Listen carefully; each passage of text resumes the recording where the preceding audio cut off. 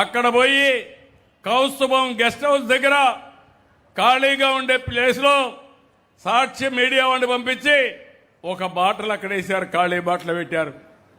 వాళ్లే వచ్చి ఇక్కడ మద్యం అమ్ముతున్నారని వీళ్లే చెప్పే పరిస్థితికి వచ్చారు. మామూలుగా ఏమనుకుంటాం మనం, వాస్తవం నమ్మతారు లేదా? విలేకరు పైన మీకు అనుమానం వస్తుందా? పట్టుకుంటే ఎంక్వైరీ చేస్తే వీడియోలన్నీ చూస్తే సాక్షాత్తు దొంగ అడ్డంగా దొరికే పరిస్థితికి వచ్చారు.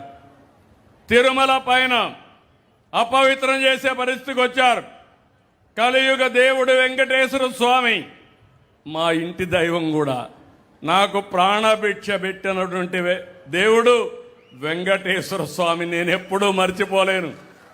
నేనెప్పుడూ తప్పు చేయను, ఎందుకంటే ఆయన మీద నాకు నమ్మకం ఉంది.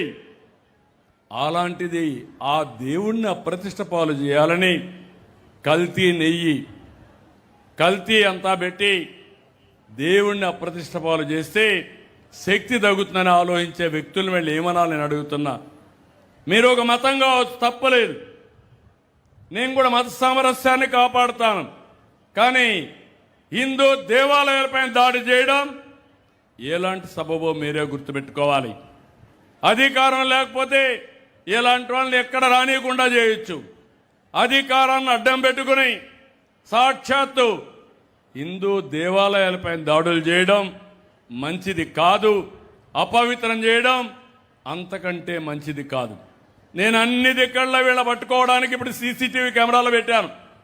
ఎవడైనా తోక తిప్పితే ఇమ్మీడియట్గా సీసీటీవీ కెమెరా ద్వారా నేరుగా పట్టుకొని మీకప్ప చెప్తా, ఎవరిని వదిలిపెట్టని మరొకసారి మీకు హామీ ఇస్తున్నా.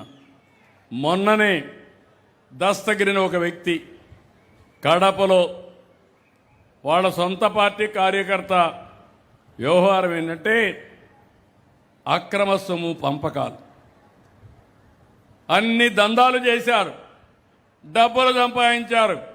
అక్కడ వీళ్ళ మేనమామ ఉన్నాడు, ఆయన ఫాలోయర్ ఒక ఆయన ఉన్నాడు, డిప్యూటీ మేయర్ కడపలో. అందరూ కలిసి ఆ డబ్బులు ఇవ్వలేదని అతను చంపేశారు. చంపేసి దండ వీరేశారు. దండేసి తెలుగుదేశం చంపేసిందని మా మీద పెట్టేశారు. ఇమ్మీడియట్గా ఎంక్వైరీ చేపిస్తే అడ్డంగా దొరికాడు.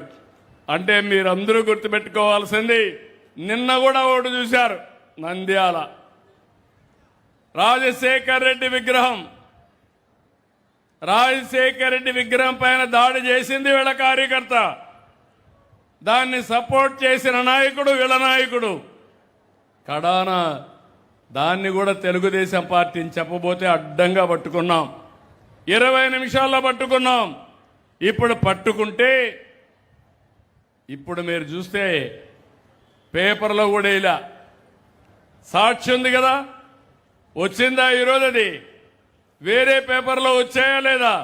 ఎందుకు సాక్షి పేపర్లో రాలేదని అడుగుతున్నా. అంటే మీ నాన్న విగ్రహాన్ని విధ్వంసం చేస్తే నువ్వు నీ పేపర్లో వేయవు. ఎందుకు? నువ్వే చేపించావు కాబట్టి, నీ మనుషులే చేశారు కాబట్టి.